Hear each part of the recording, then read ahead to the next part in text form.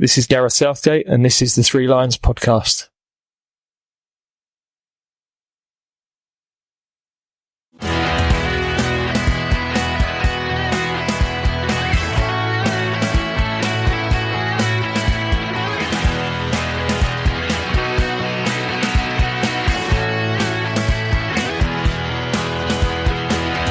Hello and welcome to the Three Lions podcast. My name is Russell Osborne and this is an independent England football supporters podcast. How are you? I hope you're well.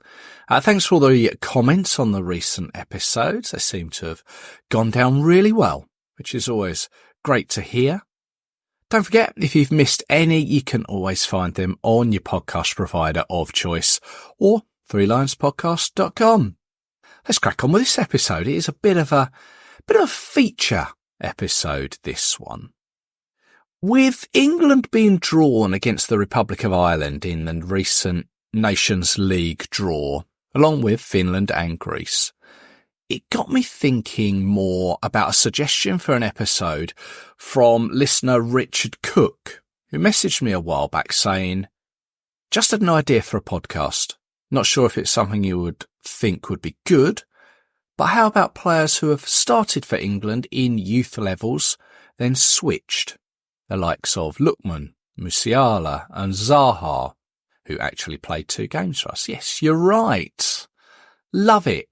As I've said before, if you've got an idea for the show, please drop me a line. I'll be honest, I do hit a blank sometimes. I've taken ideas on in the past.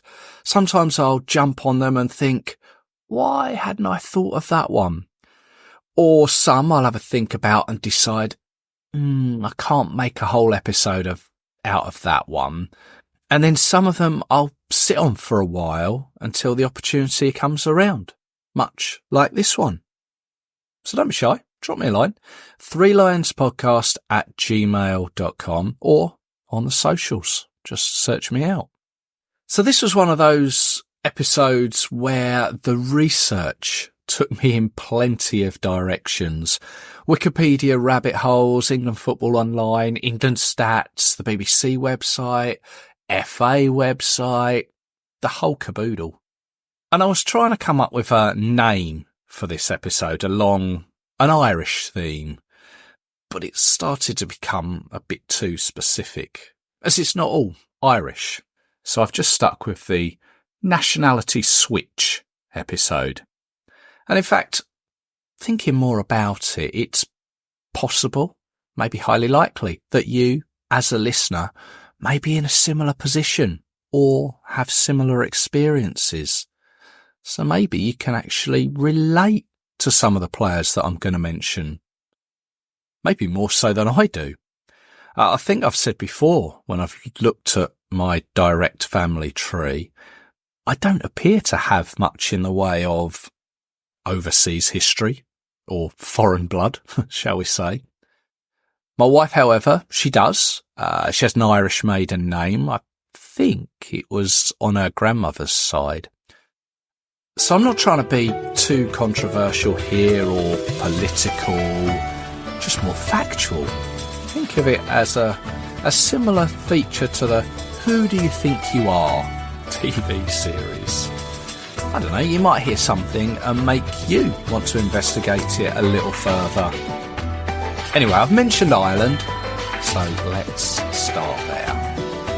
Let me take you back to Euro 88, the European Championships held in West Germany. 2 groups of 4, top 2 make the semi-finals, then on to the finals. That Hullet header with his dreads in the air, and of course, that Van Basten volley. Netherlands win it, all done in the space of 15 days. Bish, bash, bosh. Lovely. Anyway, it wasn't all unicorns and nice Adidas shirts. We had a mare, lost all 3 group games to Ireland, Netherlands and Russia. And it's that first game that I want to touch on first, as it will hopefully explain where I'm going with this. 12th of June, Stuttgart, 2:30 p.m. kickoff here, 3:30 in Germany. England against the Republic of Ireland.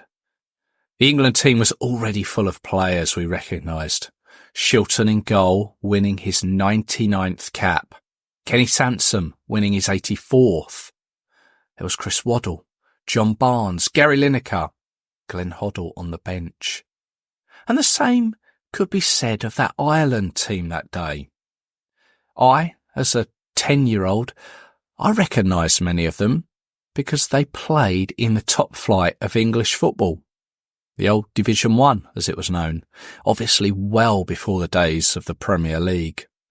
There was Chris Hughton of Spurs, Paul McGrath of Manchester United, Ronnie Whelan, Ray Houghton and John Aldridge, all of Liverpool. In fact, if they didn't play in Division 1, they played for Celtic, north of the border. And they were managed by Jack Charlton. Yes, World Cup winner Jack Charlton. World Cup winner with England, Jack Charlton. Only once in the previous 9 meetings between these sides had the Republic of Ireland been successful. It was a long time ago in 1949. Wright had gone right across to collect and Sansom struggling. And Ray Houghton. Magic moments for the Republic of Ireland and the English manager, Jack Charlton. And the final whistle goes. And my heaven, it's a great day for the Irish. And one of the heroes of 1966 has undone his own country. Jack Charlton has taken the Republic of Ireland to an historic victory. Now, other than the result being forever etched in my memory, the other thing was, at the time, the newspapers. Not the internet. Remember, this is 1988. The newspapers made a huge point of how many of the Ireland team were born in England. Chris Morris was a right-back born in Newquay. Mick McCarthy, centre-back in Barnsley. Chris Hughton, left-back born in Forest Gate. Paul McGrath, what a player he was. He was born in Greenford. Tony Galvin, born in Huddersfield, and John Aldridge was a forward born in Liverpool. And the joke was at the time that the Irish FA went through all their players' family history, delving as deep as they could, searching for that long-lost auntie or cousin, or if they lived next door to someone who went on holiday to Cork in 1983, or if one of the players was partial to a Guinness or 3. It was of its time, talking about immigration in that jokey way. And as we go on, we'll discover it still happens today. Players, that is, changing allegiances. Although with both countries being so close, it was understandable how many players had Irish roots. Poverty, disease, the potato famine, to name a few. England and Liverpool, Scotland and Wales too. They were just a short boat trip away for families that needed a better life at the time.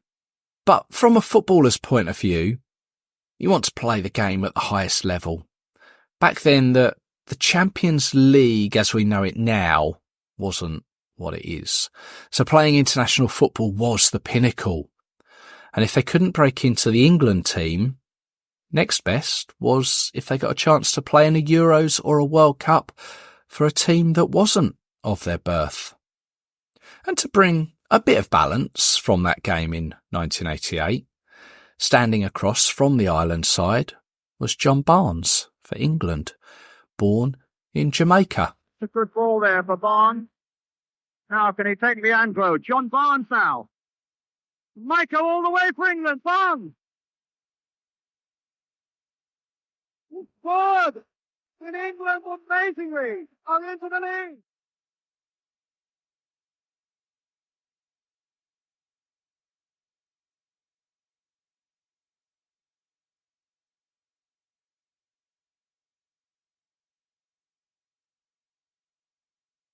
Barnes here in Rio has performed a miracle there. We'd meet again 2 years later in the 1990 World Cup in Italy. Many of the players were the same, although this time England featured Terry Butcher born in Singapore. No, 26 minutes gone. We're stopped here for an injury to the England captain and number 6. But Butcher's been bandaged up by Fred Street and Norman Medhurst. So we've seen centre-backs with headbands before. And Terry's going to soldier on. And you can see some blood around there. You can see, looks like a bit of blood, doesn't it, on the arm of Terry Butcher. There's where it happens. Looked like the back of the Sweden player's head that caught him. Let's hope he's going to be okay. In fact, there are plenty more capped players who have taken to the pitch for England, and like Barnes and Butcher, were born away from these shores. And I'll come to them in a bit. But back to Ireland, they still had the likes of McGrath, Houghton, Aldridge. They also had Andy Townsend from Maidstone and Tony Cascarino, born in the Bromley area of London. And with a name like Cascarino, you'd think, hey, that's more Italian. And you'd be right. His father was. Cascarino played 88 times for Ireland, scoring 19 goals. But interestingly, with him, when he released his autobiography, he announced that he had absolutely no Irish blood in him whatsoever. He apparently qualified as his adoptive Irish grandfather was from County Mayo. He was then later told by his mother that she was also adopted and wasn't a blood relative to his adopted Irish grandfather. Could he have played for England? Nah, probably not. But he could have tried Italy, or by all accounts he had legitimate Scottish roots too. But fair play, 88 caps. Apparently it didn't go down too well when the news came out, and I'd have to say I'd feel confused as a fan if an English player did the same. What if Harry Kane scored the only goal in winning the Euros for us, but had no English heritage whatsoever? I know he is legit, born in Walthamstow. Although as we are talking Ireland, Kane's father was born in Galway in Ireland. And you get how close this could have been. Anyway, we'll get more up to date in a moment. Now, as we know, some players can play for other nations and then switch, especially in the lower age groups of the game.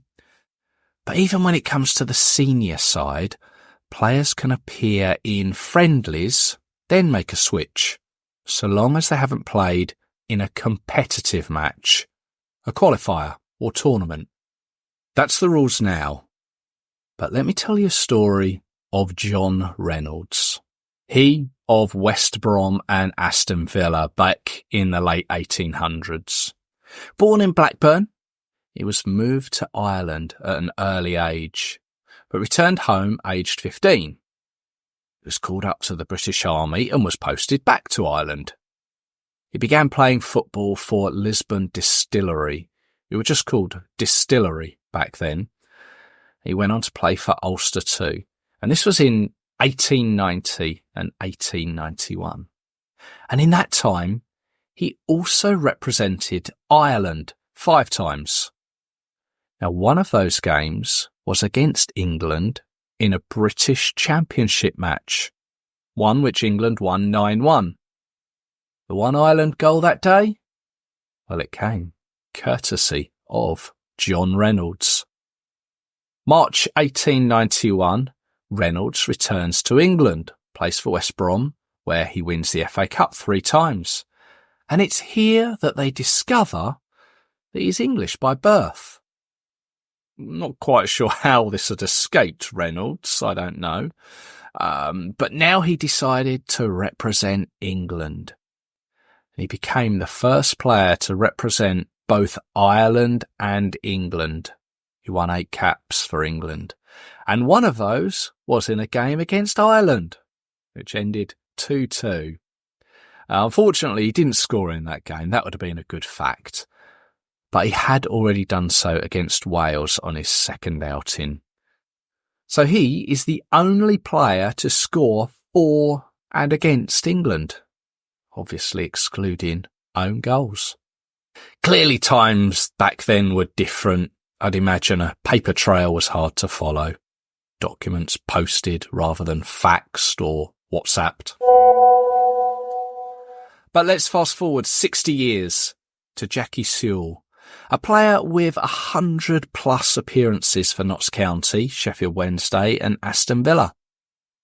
Come 1951, he was making his debut for England, and he would go on to make 6 appearances, one of which included the famous 6-3 defeat to the mighty Magyars, Hungary. And in 1961, he transferred from Hull City to City of Lusaka, a club side in Northern Rhodesia. And in 1964, Northern Rhodesia gained its independence from Britain and became known as Zambia. Sewell went on to play 10 times for the landlocked southern African country, scoring 7 times. Let's remember Wilfried Zaha. Played twice for England, both substitute appearances, both friendlies. Sweden away in 2012, that 4-2 defeat, and home to Scotland in 2013 in a 3-2 victory. Now, he was born in the Ivory Coast, and he moved with his parents to England when he was 4. And despite a move to Manchester United, no more England opportunities arose. So the Ivorian FA contacted him. They'd seen his roots, and ultimately he played in the Africa Cup of Nations, and to this day has 33 caps won with them. And England, for the first time under Roy Hodgson, the possibility of a defeat, and guess who's on now? Trying to do something about it. One Wilfried Zaha of Crystal Palace. Born in Ivory Coast, came to London as a child. Championship player who's really established himself in the last couple of years.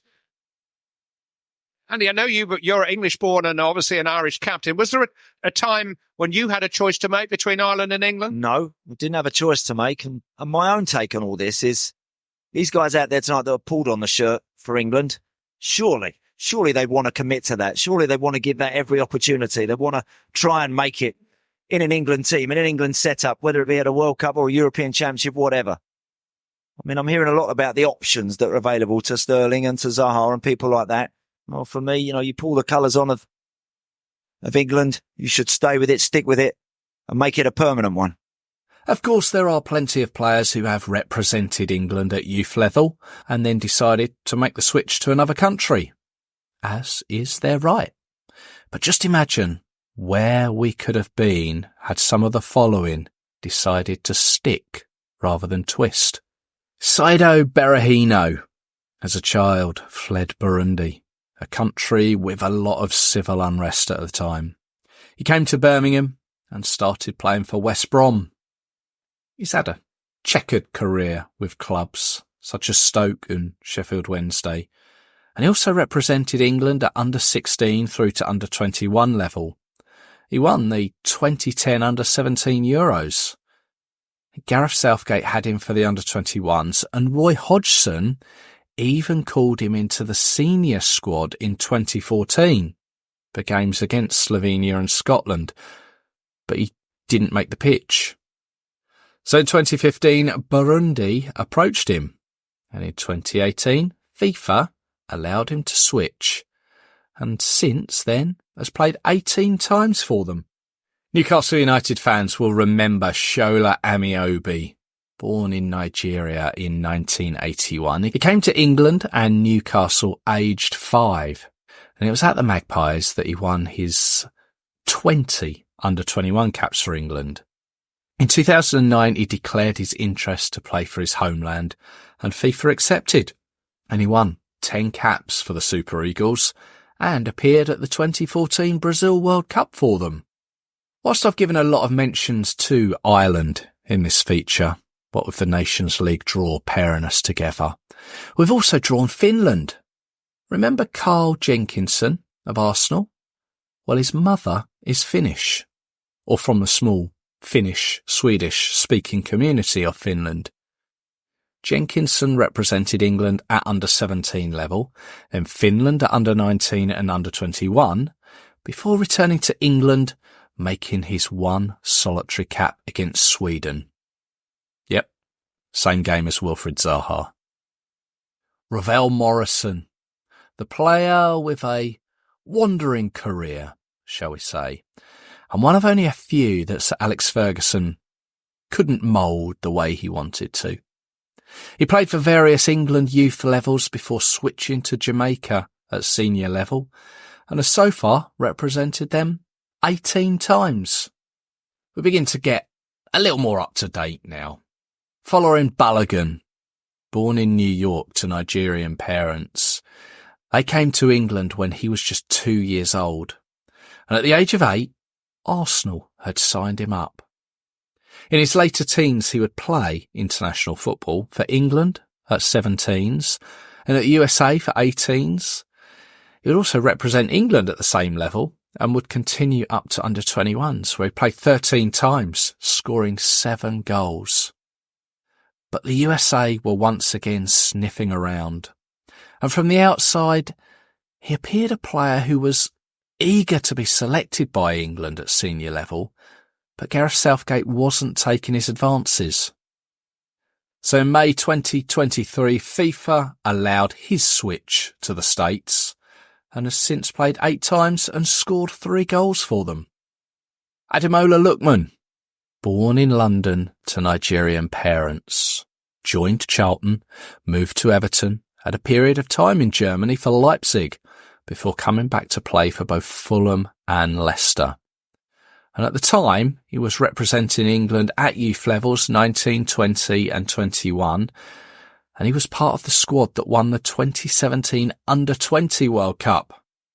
And he moved to Italian side Atalanta in 2022, and at a similar time, FIFA allowed him to switch to Nigeria, where he was part of the team that made it to the final of the 2023 African Cup of Nations. Unfortunately for him, though, he ended up on the losing side. Then there is Jamal Musiala. What could have been? In his defence, he was born in Germany, although his father is British-Nigerian and his mother German with Polish roots, so he's got a few options to him. But at 7 years old, they moved to South London as a family, and he had a period of time with the Chelsea Youth Academy, and it was at this time that he began to play for England at youth level, under 15, 16, 17 and 21. Then, in 2021, he decided to make a commitment to the German national side, and has since played in Euro 2020 and the Qatar World Cup, winning 25 plus caps. And he also seems to be doing pretty well for Bayern Munich too. So we began with Ireland. Let's return to them. Michael Keane, born in Stockport in 1993, currently at Everton, but spent a fair amount of time at Burnley. Now his father is Irish. Back in 2010, he played twice for the under-17 Republic team and twice more for their under-19s, before deciding England was his choice. Under-20 and 21 caps came, and so far has won 12 senior England caps. And he was called up by Gareth Southgate in his first squad back in October 2016. Then, like Keane, there's Jack Grealish, born in 1995. His Irish roots come from his grandparents, and as a youngster was known for playing Gaelic football. Now, come his mid to late teens, he was representing the Republic of Ireland at under 17, 18 and 21s, scoring at each level. This despite living in the Solihull, Birmingham area. It would appear he was always in a bit of a quandary about what way to turn. In 2015, Roy Hodgson met with him to discuss England. September of that year, Grealish announced that England was the way he wanted to go. And the following year, he made his under-21 debut, where he earned 7 caps and scored 2 goals at that level, before making the step up to the seniors in 2020, making his debut against Denmark as a substitute. This is Grealish talking about the switch a couple of years back. Time I went to Ireland to trial there, and I played, and I just loved it. And that's one thing that I've always says. When you're younger, you just do what makes you happy, and I loved every obviously moment that I had there. I was just a young kid enjoying my football, and then as I got older, I started playing obviously at Villa in the first team. I broke through, and there was a time where I thought, obviously I'm English, my parents were born in England, I was obviously born in England, so I feel English, and obviously I've obviously changed to England, and since then I've never looked back. I've enjoyed every moment that I've had here. Then there is Declan Rice. Remember John Reynolds, who played for both Ireland and England? He was the first at senior level. Declan Rice was the second. Born in 1999 in Greater London, his paternal grandparents were both from County Cork. A youth player for both Chelsea and West Ham, he signed professional papers for the Hammers and went on to make over 200 appearances for them, of course winning the Europa Conference League before joining Arsenal for 100 million. And it was whilst at West Ham that he began to represent Ireland at youth level. 17, 19 and under 21s. And in that time, he won the Irish Young Player of the Year. And in 2018, Martin O'Neill called him up to the senior team where he was to win 3 caps, playing away to Turkey and France, and at home at the Aviva in a victory against the United States. It's going to be interesting to see the reception he receives as he walks out once again there, but this time wearing the white of England rather than the green of Ireland. How does that actually happen? Did you get a phone call from Martin, or is it through the club? No, so my manager called me up and said Martin O'Neill's just called him and said that wants to bring me in for 3 days just to have a little look. And I was literally couldn't believe it. I was with my dad and he was like, what? No one could believe it, to be honest. My family are so proud. I just wish my nan and granddad could be here to see it because they are from Cork, and obviously this training camp is in Cork, so it would have been lovely. Declan Rice, congratulations. You were tonight's 3 man of the match. Declan, 2 man of the match awards in your last 3 games. Could you have asked for a better start to your international career? No, I don't think I could have asked for a better start. I've come in, I've been playing centre-back at club level, and Martin's trusted me in the midfield role, and, I've really enjoyed it. And tonight I've gone out there, I've been working on it during the week, looking to get us playing, looking to build up the attacks. And I think as the game went on, I looked more comfortable. And like you said, man, the match, I'm just happy and delighted to pick it up again. Well, Dec, massive congratulations. The latest West Ham United England international. How are you feeling right now? Really happy. As you can see, to make my debut here tonight in front of 80,000, to have my family here, my girlfriend, my brothers, it's special. And to get the victory as well. I can't really put it into words, but it's a special night. It's been crazy. It's been really surreal, to be honest. I knew I'd be coming into a great camp, with a great manager, great players. Training's been really good. The standards very, very high. And obviously coming to the game tonight, my first time with England at Wembley, it's a special moment. And like I said, to get out on the field for half an hour, it was just put the icing on the cake. And here we are now. Declan Rice has won 50 England caps and most recently captained the side against Belgium. One more, not at youth or senior level, but Ryan Giggs. He actually represented England schoolboys 9 times, all as captain. And apparently one game was a 4-0 victory over Wales. Although back then he used his mother's surname, Wilson. There's a famous picture of him at Wembley too, wearing the 3 lions. Of course, Giggs is Welsh. He was born in Cardiff to Welsh parents, but he went to school in Salford, Manchester. The rules for schoolboys back then didn't mean that if you represented the country through school, it didn't mean that you were eligible for that nation's FA. Yeah, Giggs was a strange one. He did later say in 2002, I'd rather go through my career without qualifying for a major championship than play for a country where I wasn't born or which my parents didn't have anything to do with. Let's just touch on Poland. James Sokowski of Everton, a couple of England caps to his name. As his name suggests, he has Polish heritage through his grandfather. And there is Matty Cash of Villa. Didn't make it to the England side, so had the opportunity to play for Poland through his grandparents on his mother's side, and has since made 15 appearances, although none were against England recently. I remember reading an article with Cash. He couldn't speak a word of Polish. I had no idea what they were saying to him on the pitch. And do I mention Erling Haaland? Born in Leeds back in 2000, spent his first 3 years here, whilst his dad, Alfie, played for Leeds. But obviously he represents Norway. But just imagine. Joao Cancelo with the outside of the boot. Great ball. Foden heads it back. And Stones on the far. And Haaland, number 3. They can't rule that one out for offside because the ball came backwards to Haaland.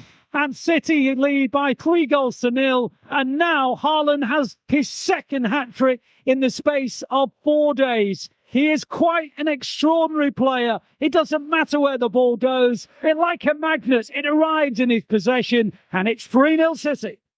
Going back to John Barnes and Terry Butcher, both born away from these shores, Jamaica and Singapore respectively. Who else has represented England yet wasn't born here? Who can you think of? Some of them have quite a few caps. Raheem Sterling, just like John Barnes, he was born in Kingston, Jamaica. In fact, his mother was an athlete for the Jamaican national athletics team.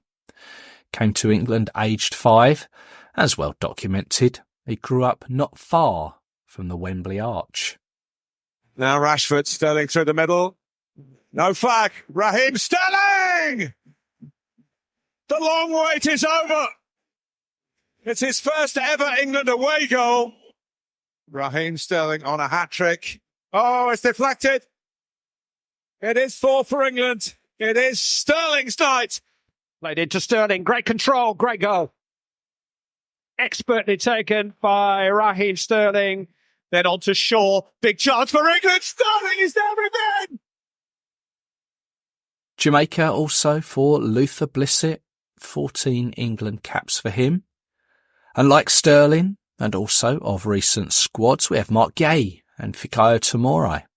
Gay, born in the Ivory Coast. Tomori, born in Canada, to Nigerian parents. Both came to England at the age of 1. And Tomori actually played at under 20 level for Canada against England, winning 2-1 in 2016. Let's stick with Canada. Who springs to mind? 42 England caps, Champions League winner in Germany and also for Manchester United. Yes, Owen Hargreaves, born in Calgary, Canada, to a Welsh mother and English father. Back in 1998, he made 3 appearances for Wales, under 19 level, before England approached him. Wales. I like the way this is flowing together now. Rob Jones. Remember him of Liverpool? Well, he won 8 caps for England, despite being born in Wrexham, Wales. And I mentioned Tony Cascarino played for Ireland with no official ties. Can't have happened for England, could it? Well, 1989, Tony DeRigo on the first of his 15 caps for England. This despite being born and raised in South Australia to an Italian father and Australian mother. As an 18-year-old, he made his debut for Aston Villa after winning them over in trials, after paying for his own airfare to come halfway around the world. And whilst over here, he earned his British citizenship and would go on to play for England at the 1990 World Cup. The Channel Islands of Jersey and Guernsey, short distance from the French Normandy coastline. Well, they've provided us with a couple of internationals. You might argue that they are both British Crown dependencies, but they are islands within their own right, similar to the Isle of Man. Anyway, who can you think of who came from Jersey and Guernsey? Graham Lasso came from Jersey. He was the first England player to come on the podcast way back when. And Matt Letizia came from Guernsey. Who else do we have? Cyril Regis, FA Cup winner with Coventry and winner of 5 England caps, was born in French Guiana. 5 caps also for John Salako, FA Cup finalist for Crystal Palace. He was born in Nigeria. Another FA Cup finalist, Luther Blissett, when playing for Watford. He won 14 caps. He was born in Jamaica. Nathaniel Shaloba was born in Sierra Leone. Just the 1 cap for him so far. And also just the 1 cap for Brian Steen. His only cap coming in a 2-0 away defeat to France in 1984. Born in South Africa, and in doing so, he became the first African-born black player to play for the Three Lions. And in total, 7 players born in South Africa have represented England, 2 of which had the surname Osborne, spelt the same as myself, brothers Frank and Reg. Sadly, I can't see any connection to myself. Scotland. We can't have. Can we? We have. It's a long time ago, though. John Bain, 1877. He won 1 cap in a game, ironically, against Scotland. But it's one that we did lose, 3-1. And another of its time was India, or British India, to be more precise, then under the rule of the British between 1858 to 1947. We had 8 players of the time who were born there. We had Richard Geeves, born in Mexico, and Herbert Rawson from Mauritius. And it's not just the men that have split nationalities. Let's take a quick look at some of the players that have represented the women's team over the years. Sandy McIver, she was born in Cheshire and represented the under 17, 19, 20s and 21 levels as a goalkeeper, and whilst playing for Everton, made 1 appearance for the senior team in 2021 as a substitute in a 6-0 friendly victory over Northern Ireland. Now, she was always likely to be behind Mary Earps in the pecking order, and her father is from Scotland and mother is from France, so she had options, and in May 2023 decided she didn't want to make herself available for England and had chosen to represent Scotland, and so far has done twice, although she didn't play in the 6-0 defeat to the Lionesses in the Nations League. Karen Bardsley, now a pundit on many women's games. You'll have probably noticed her distinct American accent. Well, she was born in the States to English parents and spent her early playing years playing in the US college game before making her way in the Women's Pro League there. But even by then, she'd decided to represent England, and she did so at youth level and 81 times for the senior women. Christy Moore made 12 appearances for England women between 2002 and 2005, yet prior to that, she had represented Australia 7 times. Yet all those 7 games were friendlies, and 6 of them were played on an Australian tour of Europe in 1997. And she qualified for England as her mother is English. Manager Hope Powell at the time had an injury crisis on her hands, and FIFA allowed the switch. Natasha Dowie was born in Abu Dhabi in the United Arab Emirates, and her uncle is Ian Dowie, former player for Luton, Southampton and West Ham, amongst others. He also represented Northern Ireland 59 times, but Natasha went to school in Hertfordshire, and in her mid-teens she was called up to an England training camp, and from then on represented England at all levels and making 14 caps for the seniors. Then there's Eni Aluko, born in Lagos, Nigeria, but aged just 6 months. Her parents moved to Birmingham in England, a city where Eni would play for in later life, and of course represent England 102 times, scoring 33 goals. I've mentioned Jack Grealish and Declan Rice switching from Ireland to England. Someone who's gone the other way, and most recently, Anna Patton, a defender for Aston Villa, born in Harpenden, Hertfordshire. She was capped for England at under 17, 19, 20 and 21, but has made the decision to represent the Republic of Ireland. Her grandparents hailed from Donegal and Galway, and she was in the side that recently played England in Dublin in the Euro 2025 qualifier. So any more that you can think of? Players who have switched to or from the Three Lions? Of course, it's not just the players who have represented the side. We have the managers too. Always a contentious subject. 2001, and England appoint their first foreign manager.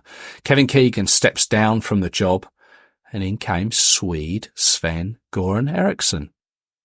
Then between 2008 and 2012, we were managed by an Italian, Fabio Capello, who as a player represented his nation 32 times and twice scored against England in 2 separate matches in 1973.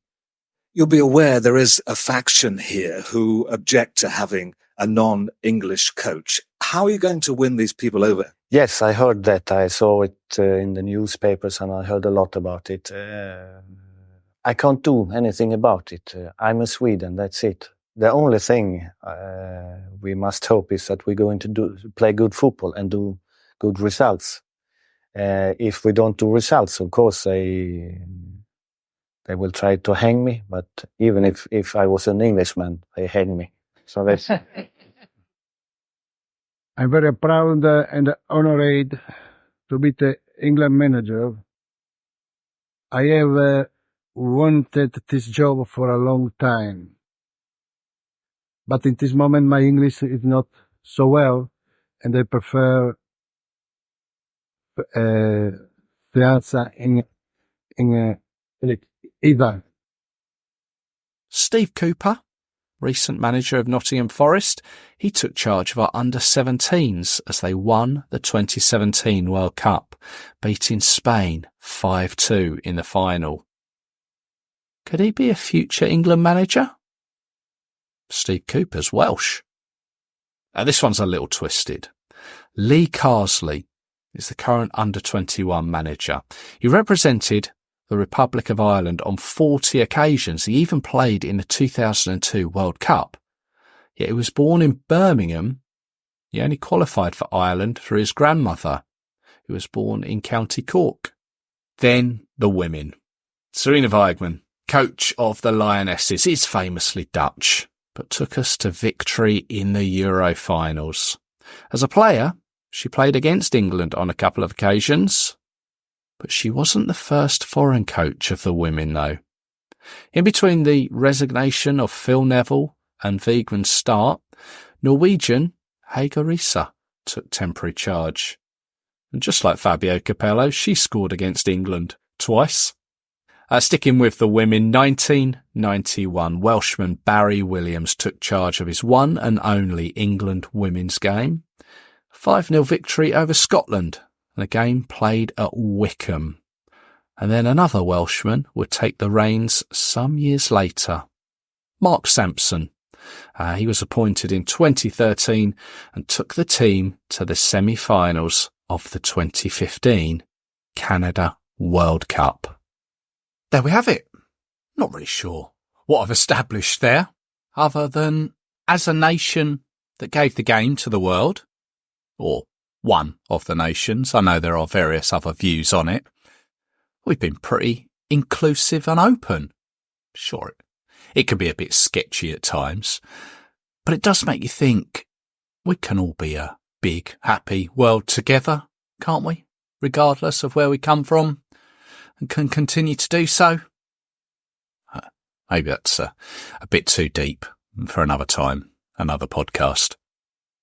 But I hope you've enjoyed it and found it informative. It took a fair bit of research, and credit should go to the likes of England Football Online, England Stats, whose websites I frequented. Likewise, various other historical sites. There was the BBC, Sky, YouTube. And once again, thank you very much to Richard for the suggestion. If you've got an idea for the pod, just drop me a note, either on social media or email. threelionspodcast@gmail.com. If you'd like to maybe contribute to the hosting of the show, head to kofi.com/3lionspodcast, ko-fi.com/3lionspodcast. Any donation, massively appreciated. As I say, it all goes towards the domain and the monthly podcast host that farm it out to the likes of iTunes, Spotify, and anywhere else you may get your podcasts from. I will be back with you very soon, once again looking at our national football team. Getting ever closer to the Euros, aren't we? I hope you can join me for it. But until then, take care of yourselves. Cheers.